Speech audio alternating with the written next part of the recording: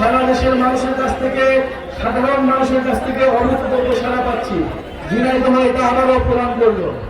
প্রিয় ঝিনাইদহবাসী, এই ঝিনাইদহের মাটিতে এসে আমরা ঝিনাইদহের শহীদ সাব্বির, শহীদ রাকিব এবং শহীদ সুভাষিসকে শ্রদ্ধার সাথে স্মরণ করছি, যারা এই জুলাই গণ অভ্যুত্থানে অংশগ্রহণ করে দেশের জন্য জীবন দিয়েছিল।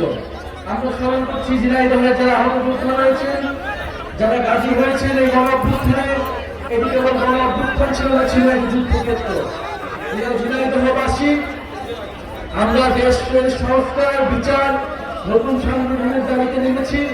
জুলাই ঘোষণাপত্রের কথা বলছি, যে জুলাই ঘোষণাপত্রে জুলাই অভ্যুত্থানের প্রেক্ষাপট, শহীদদের মর্যাদা, জুলাই গণ অভ্যুত্থানের আকাঙ্ক্ষা, আহতদের নিরাপত্তা, শহীদ পরিবারদের নিরাপত্তার কথা বলবে। ইনশাআল্লাহ আপনাদের সাথে ঐক্যবদ্ধভাবে আমরা সেই জুলাই ঘোষণাপত্র আদায় করব। আরেকটি কথা বলে শেষ করতে চাই যে এই ঝিনাইদহ আমরা সীমান্ত হত্যার কথা শুনি। আমরা কিছুক্ষণ আগে চুয়াডাঙ্গা থেকে এসেছি, সেখানে এক কৃষককে তুলে নিয়ে গিয়ে নির্মমভাবে অত্যাচার করে হত্যা করা হয়েছে এবং এক সপ্তাহ পরে তার লাশ ফেরত দিয়েছে।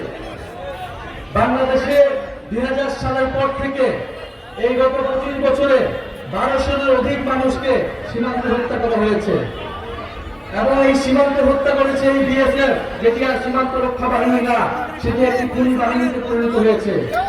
এই বিএসএফ কে বলা হয় ট্রিগার হ্যাপি, যে সে ট্রিগার টিপতে চায়, সে খুন করতে চায়, খুন করাই তার নেশা। ফলে যদি সীমান্ত হত্যা না নামানো হয়, এই বিএসএফ বাহিনীর বিরুদ্ধে আমাদেরকে জানাতে হবে। এই বিএসএফ বাহিনী একটি মানবাধিকার বিরোধী সংগঠন। ফলে অবিলম্বে ভারত সরকারকে বলবো, সীমান্ত রক্ষা বাহিনী মনস্তত্ত্ব পরিবর্তন করুন, বাংলাদেশের মানুষের সাথে মর্যাদার সাথে আচরণ করুন। আমরা সীমান্ত হত্যা মেনে নেব না।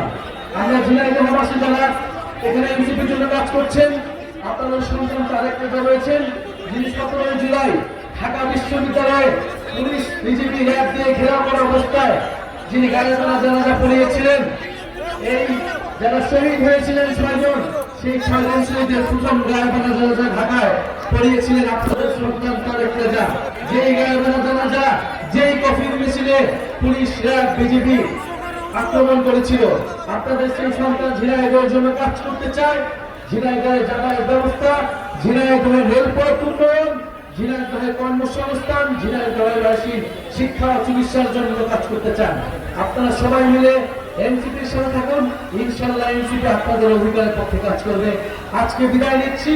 ইনশাআল্লাহ আবারও দেখা হবে, বিজয় দেখা হবে। ইনশাআল্লাহ জাতীয় নাগরিক পার্টি এবং ছাত্র তরুণ জনতা যেই লক্ষ্যে নেমেছে সেই লক্ষ্য আদায় হবে। আসসালামু আলাইকুম।